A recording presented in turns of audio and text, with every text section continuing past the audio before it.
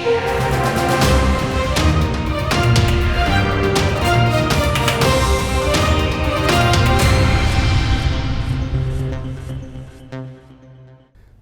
आप देख रहे हैं बिग न्यूज बिग शो। मैं हूं आपके साथ Mukesh Rajput. Big news big show में आज हम उन तमाम बड़ी खबरों का विश्लेषण करने जा रहे हैं जिनका सरोकार आपसे है, हमसे है। हम आपको दिखाएंगे कि हरियाणा के मुख्यमंत्री नायब सिंह सैनी को कांग्रेस के 55 साल क्यों याद आए। हम आपको ये भी बताएंगे कि दिल्ली के मुख्यमंत्री अरविंद केजरीवाल क्यों शाहरुख खान का डायलॉग बोल रहे हैं कि my name is Arvind Kejriwal and I am not a terrorist. हम आपको अयोध्या में होने वाले आस्था और विज्ञान का जो संगम होगा रामनवमी के दिन, उसके बारे में भी विस्तार पूर्वक बताएंगे। लेकिन सबसे पहले हम बात करने जा रहे हैं बॉलीवुड स्टार सलमान खान की। सलमान खान के घर जिन 2 शूटर्स ने फायरिंग की थी वो अब पुलिस की गिरफ्त में आ चुके हैं। इन दोनों का संबंध लॉरेंस बिश्नोई से बताया जा रहा है और इनको अब 25 अप्रैल तक क्राइम ब्रांच की हिरासत में भेज दिया गया है। ये जो शूटर्स थे, इन्होंने लॉरेंस बिश्नोई के भाई के कहने पर वहाँ पे फायरिंग की थी, जो वो फेसबुक के ज़रिए बता भी चुके हैं। अब पूरा मामला क्या है और लॉरेंस बिश्नोई लगातार सलमान खान के पीछे क्यों पड़े हैं, बार बार उनको जान से मार देने की धमकी क्यों देते हैं, ये सब जानिए हमारी बिग न्यूज़ बिग शो की इस पहली बिग रिपोर्ट में।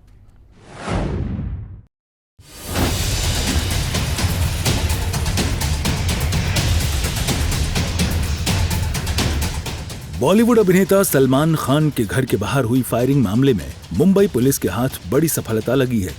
घर पर ताबड़तोड़ फायरिंग करने वाले 2 शूटरों को मुंबई पुलिस ने गिरफ्तार कर लिया है। पुलिस ने दोनों आरोपियों को गुजरात से गिरफ्तार किया है। दोनों बिहार के वेस्ट चंपारण में मसीही के रहने वाले हैं। मुंबई पुलिस ने दोनों आरोपियों को कोर्ट में पेश किया। कोर्ट ने 25 अप्रैल तक क्राइम ब्रांच की हिरासत में भेजा। सोमवार रात को विक्की गुप्ता और सागर पाल को गिरफ्तार किया था। दोनों से पुलिस पूछताछ में हुआ था खुलासा। दोनों लॉरेंस बिश्नोई गैंग के संपर्क में थे। अनमोल बिश्नोई के खिलाफ मामला दर्ज कर लिया गया है। अनमोल बिश्नोई ने मामले को लेकर फेसबुक पर लिखा था, अनमोल बिश्नोई लॉरेंस बिश्नोई का छोटा भाई है। 3 बार सलमान खान के घर की रैकी की थी। आपको बताते हैं कि इस मामले में अब तक क्या क्या हुआ। रविवार तड़के सलमान खान के बांद्रा स्थित गैलेक्सी अपार्टमेंट के बाहर गोलियां चलीं। मोटरसाइकिल सवार लोगों ने बॉलीवुड अभिनेता के घर के बाहर कई राउंड फायरिंग की। मुंबई पुलिस की अपराध शाखा और फॉरेंसिक टीम मौके पर पहुंची और जांच शुरू की गई। पुलिस ने अपार्टमेंट से लगभग कुछ किलोमीटर दूर एक दोपहिया वाहन बरामद किया। सीएम शिंदे ने आरोपियों की गिरफ्तारी का दिया आश्वासन। लॉरेंस बिश्नोई के भाई अनमोल बिश्नोई ने ली फायरिंग की जिम्मेदारी। केस मुंबई क्राइम ब्रांच को सौंपा गया। चलिए आपको सलमान खान और लॉरेंस बिश्नोई के बीच की दुश्मनी की वजह भी समझाते हैं। बात 1998 की है। सलमान खान हम साथ साथ हैं मूवी की शूटिंग कर रहे थे। फिल्म की शूटिंग राजस्थान में चल रही थी। 27-28 सितंबर की रात सलमान खान फिल्म के बाकी कलाकारों के साथ शिकार पर निकले, जहां घोड़ा फार्म हाउस में काले हिरण का शिकार हुआ। इसके बाद 1 अक्टूबर की रात जोधपुर के कंकाली गांव में 2 काले हिरणों का शिकार किया गया। जहां हिरणों का शिकार हुआ वहां गांव वालों ने एक जिप्सी घूमती देखी तो वहां दौड़ कर गए, तो उन्हें जिप्सी भागती हुई दिखाई दी। गांव वालों ने जिप्सी में मौजूद लोगों के बीच बॉलीवुड सुपरस्टार सलमान खान का चेहरा पहचान लिया। इसके बाद उन पर केस दर्ज हुआ। हालांकि उस वक्त वे छूट गए। लॉरेंस बिश्नोई की सलमान खान से सीधे तौर पर कोई दुश्मनी नहीं है। न ही लॉरेंस बिश्नोई ने सलमान खान से कभी किसी तरह की रैंसम डिमांड की है। लॉरेंस बिश्नोई की सलमान खान से एकमात्र दुश्मनी की वजह है काला हिरण, क्योंकि सलमान खान पर काले हिरण का शिकार करने का इल्जाम है। काला हिरण बिश्नोई समाज के लिए पूजनीय है। लॉरेंस बिश्नोई के अनुसार सलमान खान ने काले हिरण का शिकार करके बिश्नोई समाज की भावनाएं आहत की हैं। लॉरेंस बिश्नोई का कहना यह भी है कि अगर सलमान खान बिश्नोई समाज की कुलदेवी के सामने जाकर माफी मांग लेते हैं तो वो उन्हें माफ कर देगा। बहरहाल सलमान खान के घर पर हुई फायरिंग मामले की जांच तेजी से की जा रही है। मुंबई क्राइम ब्रांच ने दोनों शूटर्स को गिरफ्तार कर लिया है। अब देखने वाली बात होगी कि आरोपियों से पूछताछ में और क्या कुछ राज सामने निकल कर आते हैं। सूर्या समाचार के लिए गुरुग्राम से नीरज अंबावता की रिपोर्ट। हरियाणा के मुख्यमंत्री नायब सैनी को कांग्रेस के 55 साल याद आ रहे हैं। वो अब राहुल गांधी पर निशाना साध रहे हैं और कह रहे हैं कि राहुल गांधी गरीबी की हटाने की बात तो करते हैं, लेकिन 55 साल जो कांग्रेस का शासन रहा वो गरीबी नहीं मिटा सके।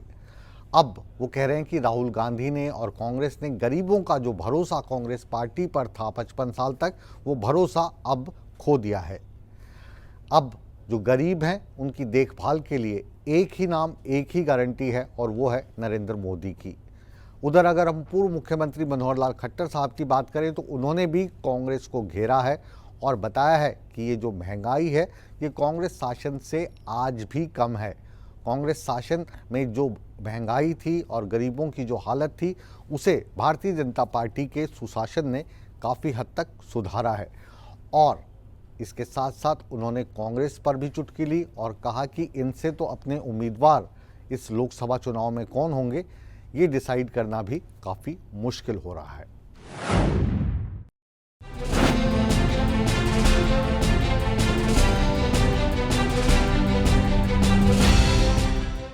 2024 के चुनाव में पूरे प्रदेश की नजर करनाल लोकसभा सीट और करनाल विधानसभा सीट पर है।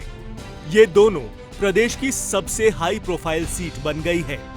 करनाल लोकसभा सीट से पूर्व मुख्यमंत्री मनोहर लाल उम्मीदवार हैं, तो करनाल विधानसभा सीट से मौजूदा मुख्यमंत्री नायब सैनी मैदान में हैं।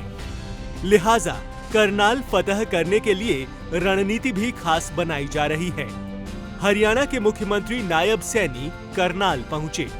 करनाल उपचुनाव उम्मीदवार के तौर पर कई अलग अलग कार्यक्रम कर रहे हैं। उन्होंने कांग्रेस और राहुल गांधी पर निशाना साधा। नायब सैनी ने कहा कि राहुल गांधी गरीबी की बात करते हैं, लेकिन कई सालों तक कांग्रेस ने राज किया और गरीबी नहीं मिटा पाए। 55 सालों में गरीबी उन पे ख़त्म नहीं हुई। बातें तो करते रहे हैं, परंतु गरीबी ख़त्म नहीं कर पाए और गरीबों ने अब उनको ऊपर से विश्वास उठ चुका है। अब तो एक ही व्यक्ति के ऊपर विश्वास है, वो नरेंद्र मोदी। वहीं करनाल के असंध में पूर्व मुख्यमंत्री और करनाल लोकसभा से बीजेपी उम्मीदवार मनोहर लाल पहुंचे।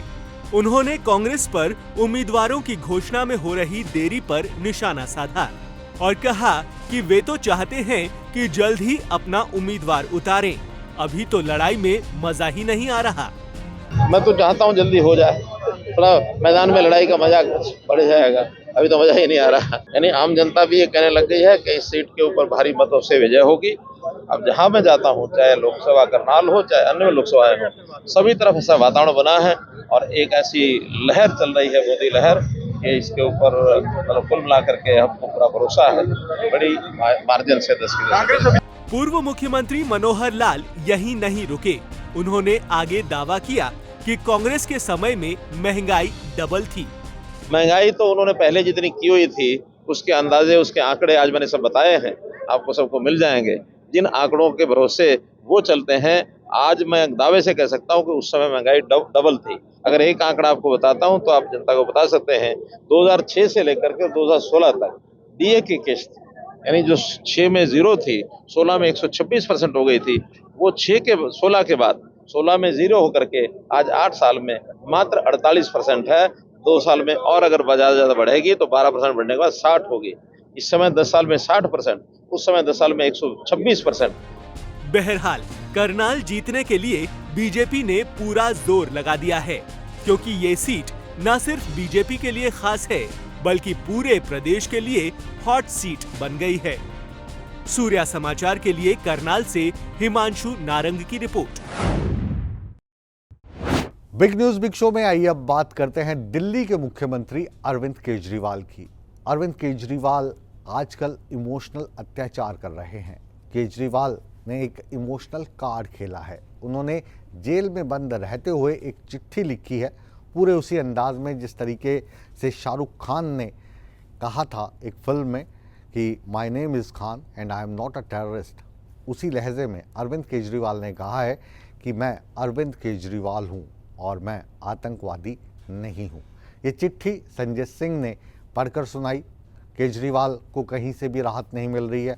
वो लगातार चिट्ठियाँ लिख रहे हैं जिनके कारण कभी उनकी मंत्री, कभी उनकी पत्नी और अब संजय सिंह उनकी चिट्ठी को पढ़ते हैं और केजरीवाल का जो संदेश जेल से आता है उसे अपने वोटर्स तक पहुंचाते हैं और इमोशनल कार्ड के ज़रिए आने वाले लोकसभा में जेल यात्रा का फ़ायदा भी उठाना चाह रहे हैं।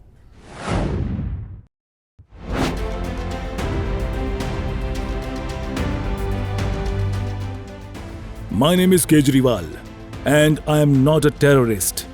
जी हां, दिल्ली के मुख्यमंत्री अरविंद केजरीवाल आजकल यही कह रहे हैं कि उनका नाम अरविंद केजरीवाल है और वो आतंकवादी नहीं है।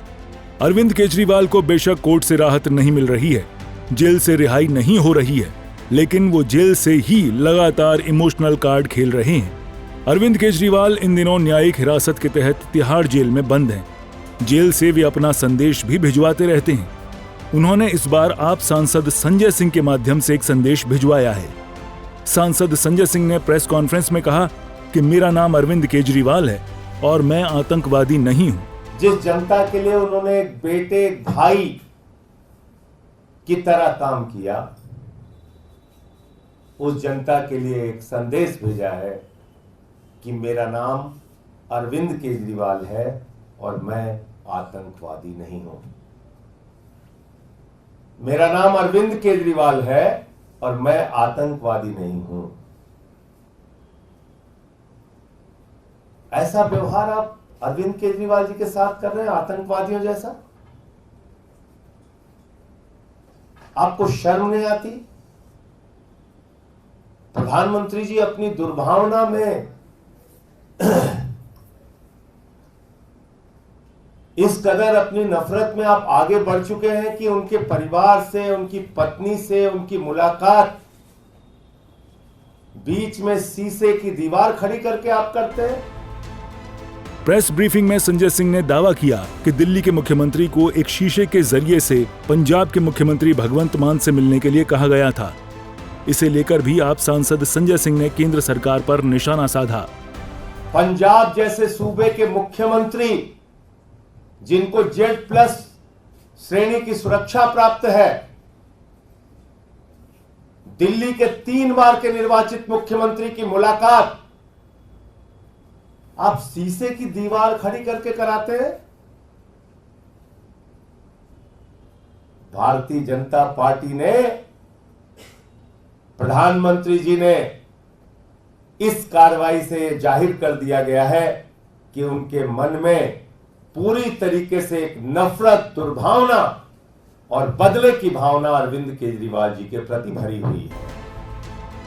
बता दें कि सोमवार को भगवंत मान और सीएम केजरीवाल की तिहाड़ जेल में मुलाकात हुई थी। इसके बाद बाहर आए भगवंत मान भावुक दिखे थे।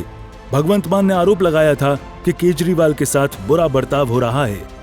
आज शीशे के पार जैसे बहुत बड़ा कोई हार्डकोर क्रिमिनल जो है वो बैठा हो सामने, शीशे के पार फोन पे बात करवाई, मतलब हद हैरानी की।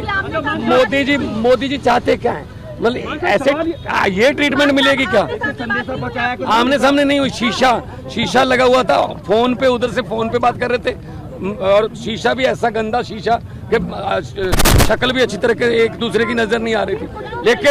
लेकिन ये जो चीज है ये बहुत ही इनको महंगी पड़ेगी, क्योंकि अरविंद केजरीवाल जो कट्टर ईमानदार है, जिसने पारदर्शिता की राजनीति शुरू की, बीजेपी की राजनीति खत्म की, उनको ऐसे ट्रीट किया जा रहा है। आज मुझे थोड़ा टाइम लगा अपने आप को संभालने में।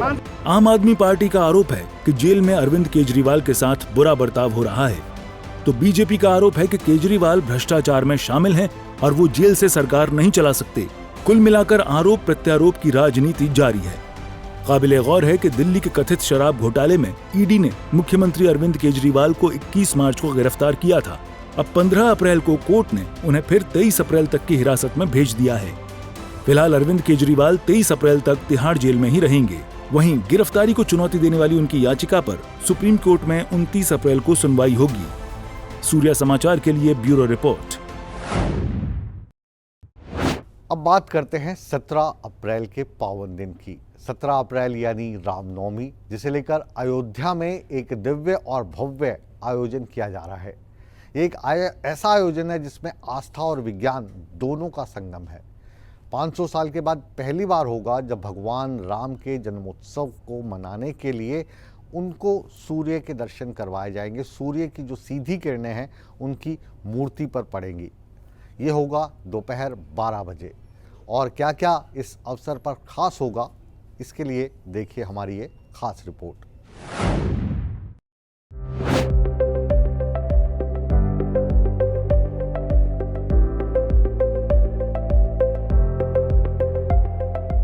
अयोध्या में श्री रामलला की प्राण प्रतिष्ठा के बाद देश भर से भक्त दर्शन करने के लिए भारी तादाद में पहुंच रहे हैं। दशकों के लंबे इंतजार के बाद श्री रामलला टेंट से निकलकर 22 जनवरी को राम मंदिर में विराजमान हो गए हैं और तभी से उनके दर्शन के लिए लाखों भक्त पहुंच रहे हैं।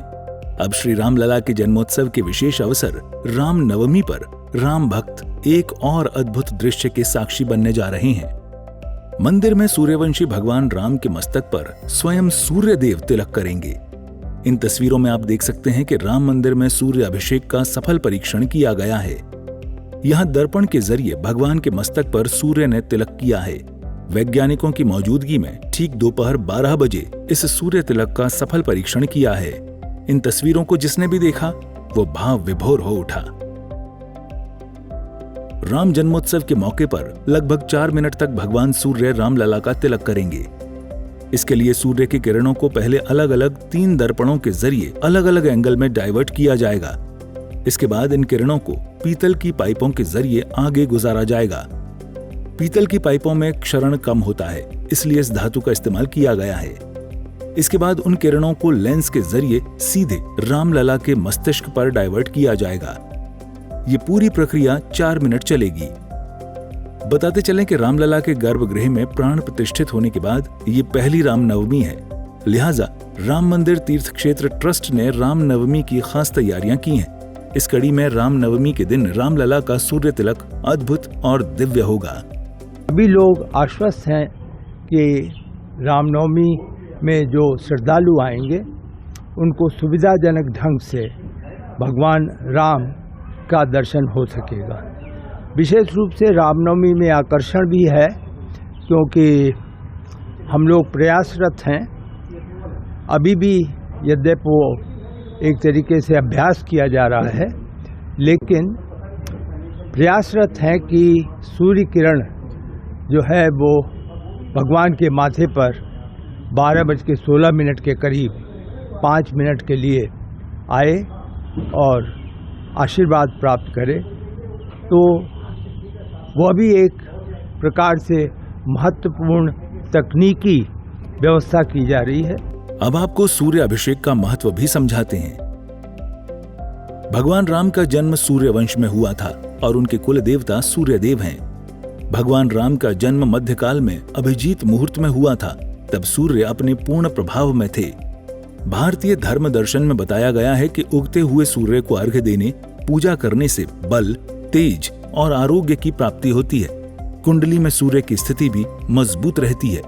विशेष दिनों में जब सूर्य देव की पूजा की जाती है तब दोपहर के समय में ही होती है, क्योंकि तब सूर्य देव अपने पूर्ण प्रभाव में होते हैं। भगवान राम का जन्म चैत्र महीने के शुक्ल पक्ष की नवमी तिथि को हुआ था, इसीलिए इस दिन हर साल राम नवमी का त्योहार मनाया जाता है। लेकिन राम भक्तों के लिए इस बार राम नवमी का पर्व बेहद खास होने वाला है। इसकी वजह है करीब 500 साल के लंबे इंतजार के बाद प्रभु श्री राम अपनी जन्मभूमि पर बने भव्य मंदिर में विराजमान हुए हैं। इसलिए रामनवमी के दिन इस बार अयोध्या में राम मंदिर का अद्भुत नजारा देखने को मिलेगा। सूर्य समाचार के लिए ब्यूरो रिपोर्ट। और रामलला के बाद आइए अब बात करते हैं देश के प्रधानमंत्री नरेंद्र मोदी की। प्रधानमंत्री नरेंद्र मोदी बिहार के दौरे पर हैं। वो लगातार हुंकार भर रहे हैं, विपक्ष को खरी खोटी सुना रहे हैं। लेकिन आज बारी थी लालू प्रसाद यादव की। उन्होंने बिहार में लालू प्रसाद यादव का जो चुनाव चिन्ह होता था उसको एक लालटेन दौर करार दिया और लालू यादव के जो भ्रष्टाचार थे वो एक बार फिर से जनता के समक्ष रखे। उन्होंने बिहार की जनता को पिछले शासनकाल में जो गुंडा राज था उसकी याद दिलाई। लालू यादव और जो विपक्षी दल हैं उनको लेकर प्रधानमंत्री ने क्या क्या कहा, इसे घमंडिया करार दिया। कांग्रेस को लेकर उन्होंने क्या चुटकी ली, आइए जानते हैं इस आखिरी बिग न्यूज़ की बिग रिपोर्ट में। नरेंद्र मोदी जिंदाबाद, नरेंद्र मोदी जिंदाबाद, इंडिया गठबंधन जिंदाबाद। देश भर में चुनावी रण शबाब पर है। पक्ष और विपक्ष जमीन पर अपने पक्ष में माहौल बनाने में जोर शोर से जुटा हुआ है। सत्तारूढ़ बीजेपी का चुनाव प्रचार जहां जोर पकड़ने लगा है, वहीं विपक्षियों ने भी प्रचार में ताकत झोंक दी है। मंगलवार को प्रधानमंत्री नरेंद्र मोदी बिहार के चुनावी दौरे पर रहे। गया में रैली करते हुए प्रधानमंत्री ने आरजेडी पर बड़ा हमला बोलते हुए कहा कि आरजेडी ने बिहार को केवल 2 ही चीजें दी हैं, जंगल राज और भ्रष्टाचार। बिहार में जंगल राज का सबसे बड़ा चेहरा आरजेडी है। भ्रष्टाचार में बिहार में भ्रष्टाचार का दूसरा नाम आरजेडी। बिहार की बर्बादी की सबसे बड़ी गुनहगार चारा घोटाले के नाम पर वोट मांगने वाले, क्योंकि उस पर तो अदालत से चारा चोरी की है, गरीबों को लूटा है, अदालत ने मोहर लगा दी है। भाई साथियों, आरजेडी ने बिहार को केवल 2 ही चीजें दी है, एक जंगल राज, दूसरा भ्रष्टाचार। प्रधानमंत्री ने अपने संबोधन में इंडी महागठबंधन को घमंडिया अलायंस करार दिया और कहा कि घमंडिया अलायंस के पास न कोई विजन है, न कोई विश्वास है। घमंडिया अलायंस के पास न कोई विजन है, न कोई विश्वास है। ये लोग जब वोट मांगने जाते हैं तो भी नीतीश जी के कामों पर वोट मांगते हैं। ये लोग क्यों नीतीश जी के कामों का, केंद्र सरकार के कामों का क्रेडिट खाते हैं, वो पूरा बिहार जानता है। आरजेडी ने भी इतने वर्षों तक बिहार पर राज किया है, लेकिन इनकी हिम्मत नहीं है कि अपनी सरकारों ने क्या काम किए उसकी चर्चा करें। गया में रैली करने के बाद प्रधानमंत्री ने पूर्णिया में भी हुंकार भरी। पूर्णिया में भी प्रधानमंत्री नरेंद्र मोदी ने कांग्रेस पर इशारों में निशाना साधा और कहा कि उन्होंने आपातकाल में संविधान को रद्द करने, संविधान को बंधक बनाने और संविधान को तोड़ने मरोड़ने का काम किया था। वो लोग हैं जिन्होंने आपातकाल में संविधान को रद्द करने, संविधान को बंधक बनाने और संविधान को तोड़ने मरोड़ने का काम किया था। हमें याद रखना है, जो लोग सत्तावर सरकार को एक परिवार की मुट्ठी में रखना चाहते हैं, संविधान उनकी आंखों में हमेशा खटकता है। इसलिए अब ये लोग संवैधानिक व्यवस्था से हुए चुनाव के नतीजों को अस्वीकार करने की धमकी देने लगे हैं,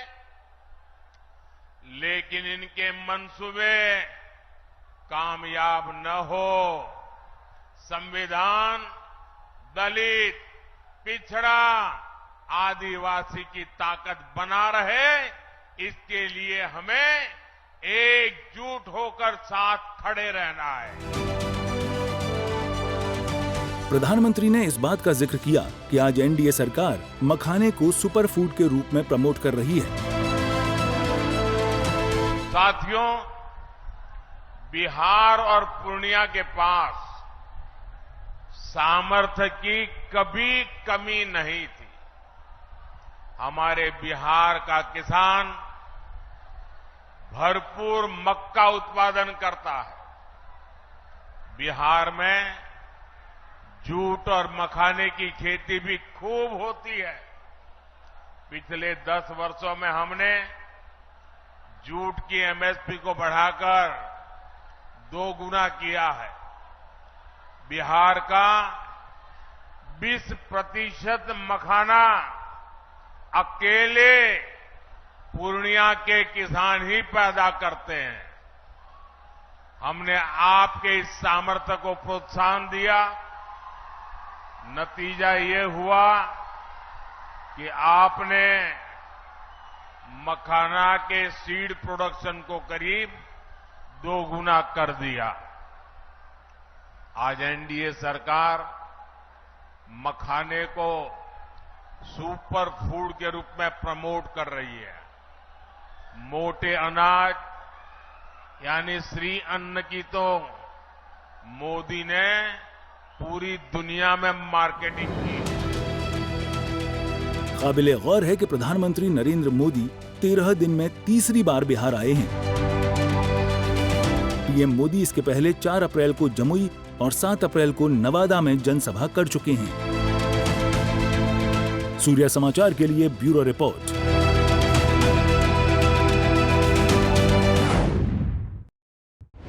बिग न्यूज बिग शो को अब यहीं पर विराम देने का समय आ गया है, लेकिन आप कहीं मत जाइए, बने रहिए हमारे साथ, क्योंकि हमेशा की तरह सूर्य समाचार पर खबरों का सिलसिला लगातार जारी है। बने रहे हमारे साथ।